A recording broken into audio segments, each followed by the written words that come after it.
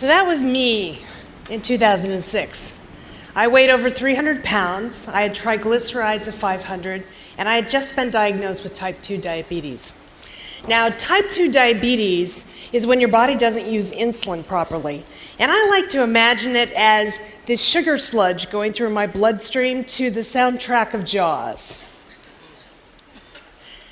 Like 29 million other Americans, I was sent home with a diet, a prescription, and a little booklet about my disease. And as I dug into it, I learned a dirty little truth. Two, actually. The first says, in America, if you're diagnosed with type 2 diabetes, you carry the same health risk as somebody who's already had one heart attack.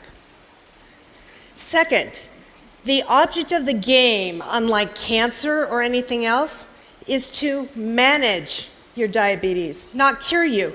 So your doctors will work very, very hard to try to prevent complications that might ruin the quality of your life or kill you. So I knew that this was not going to work for me. I was a hard-charging type A global executive, and managing my diabetes was not going to be an option. So I enlisted the help of the people at Canyon Ranch in the medical department there, who I knew were a little bit more ambitious. And here's what we learned on a journey that actually took us 5 years. I learned that even though I was 300 pounds and had type 2 diabetes, my body was absolutely perfect the way it was, for the way I was feeding it, the way I was moving it, and the way I was resting it.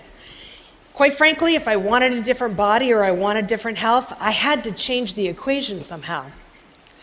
The second thing I learned was that if I imagined my future healthy self and started living that life now, what kinds of foods I would eat, how many calories I would need to maintain a healthy weight for a lifetime, that would be the way I would achieve my goal.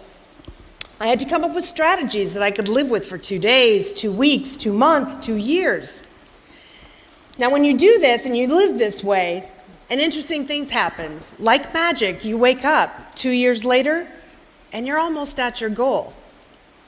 I learned that I had to keep track of everything.